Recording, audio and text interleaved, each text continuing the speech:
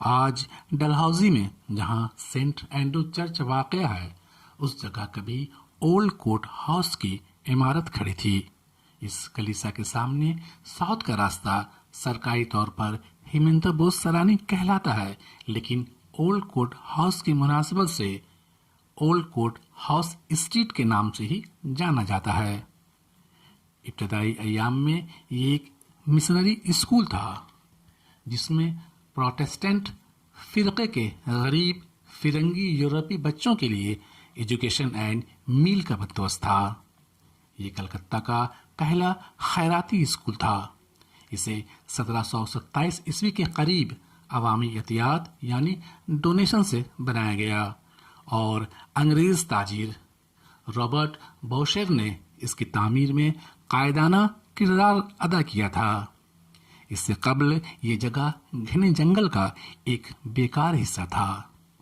اس school میں سالانہ 2400 روپے کی شرح سے تعلیم اور کھانے پینے کا نظم 20 بچوں کے لیے تھا۔ کلکتہ میں سپریم کورٹ موجودہ ہائی کورٹ بننے سے پہلے 4 عدالتیں تھیں جن کا قیام رائل چارٹر کی روح سے ہوا تھا۔ ان میں بالترتیب mayor's court, court of appeal, court of request اور کورٹ آف کوارٹر سیشنز ہیں۔ کلکتہ میں جو ہی میئرس کورٹ کا وجود ہوا تو اس کی جگہ کے لیے حکومت وقت اور بوشر کے مابین سٹن کنڈیشن کے ساتھ معاہدے پر اس عمارت کو کورٹ کے لیے دے دیا گیا تھا۔ یہ 1734 عیسوی کی بات ہے۔ شرط یہ تھی کہ حکومت اس خیراتی درسگاہ کو سالانہ 400 پاؤنڈ یا 4000 روپے دے گی۔ اس اسکول میں 1757 عیسوی سے قبل تک تعلیم و تدریس کا تسلسل یعنی کنٹینویشن تھا۔ 1800 میں یہ اسکول کلکتہ فری اسکول میں مرج ہو گیا۔ یہاں پر یہ بات نوٹ کرنے کی ہے کہ 1756 عیسوی کے کلکتہ پر سراج الدولہ کے حملے میں یہ محفوظ رہا تھا۔ 1762 عیسوی میں ساؤتھ کی جانب دونوں منزلیں پر اضافی 25 فٹ کے برآمدے بنوائے گئے۔ ہر اختتامی سرے یعنی اینڈ پر ایک کمرے کے ساتھ اضافی دیوان خانے بنائے گئے۔ کھلے حصے پر محرابیں بنائی گئیں۔ ساتھ ساتھ ایک بڑی رقص گاہ یعنی بال روم بھی بنی تاکہ اس کا استعمال exchange, post office, quarter sessions office, عوامی تفریحات یعنی امیوزمنٹ اور اسمبلی روم یعنی گیدرنگ کے طور پر بھی ہو سکے۔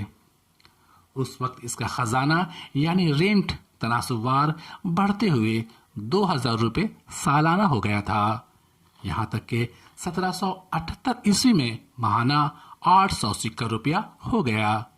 آہستہ آہستہ جب اس علاقے میں دوسری تفریحات اور اسمبلی روم وغیرہ کھل گئے تو اس عمارت پر زوال کے سائے پڑنے لگے۔ عمارت رہنے کے لائق نہیں رہی۔ حکومت کے حکم پر 1792 عیسوی میں اسے توڑ دیا گیا۔ 1815 عیسوی تک یہ جگہ یوں ہی خالی رہی۔ بعد میں 30,000 روپے کے عوض اس زمین کو موجودہ چرچ بنانے کے لیے دے دیا گیا۔ اس اولڈ کورٹ ہاؤس کے متعلق ہمیں چند انگریزوں کے کوٹیشنز دیکھنے کو ملتے ہیں۔ 1756 عیسوی میں ایک انگریز اوم لکھتا ہے، ایک منزلہ کشادہ عمارت جس میں میئر کورٹس اور تحقیقات جیوری کے معیاری اجلاس یعنی اسائزز منعقد ہوتے تھے۔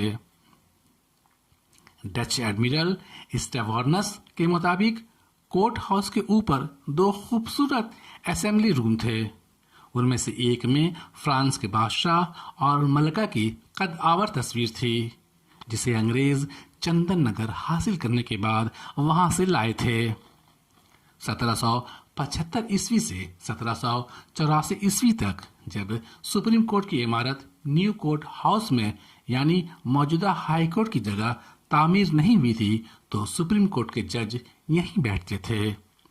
مشہور مصور ڈینیل نے اولڈ کورٹ ہاؤس کی ایک تصویر بنائی ہے جس میں اسے 2 منزلہ نفیس عمارت دکھلائی گئی ہے جس کے سامنے کا حصہ پورے طور پر ستون یعنی کالم پر مشتمل ہے۔ پس منظر میں لال دگھی میں ٹہلتے ہوئے ہاتھیوں کو بھی دکھلایا گیا ہے۔ تاریخی طور پر کلکتہ میں اولڈ کورٹ ہاؤس کی عمارت متعدد اداروں کی شروعات ہے۔ یہ پہلا خیراتی اسکول، پہلا کورٹ ہاؤس، پہلا ٹاؤن ہال، پہلا کارپوریشن اور پہلا سپریم کورٹ واقع ہوا تھا۔ یہاں کے 2 فیصلے تاریخ ساز ہیں۔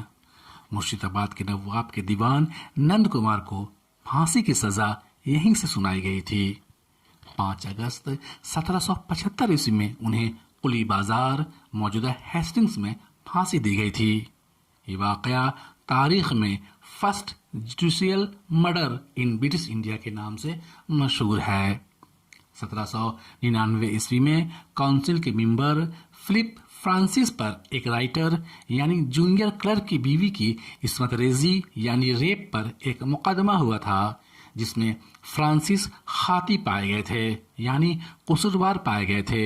انہیں 50,000 جرمانہ دینا پڑا تھا، جسے متاثرہ خاتون کے شوہر مسٹر گرانٹ نے وصول کیا تھا اور نیل کے کاروبار میں سرمایہ لگایا تھا۔ اس خاتون کا نام نوئلے کیتھرین ورلی تھا، جو اس وقت کلکتہ میں حسینوں کی سرتاج تھیں۔ بعد میں انہوں نے مسٹر گرانٹ سے طلاق لے لی اور نیپولین کے وزیر پرنس ڈی ٹیلرنٹ سے 40 سال کی عمر میں شادی کی۔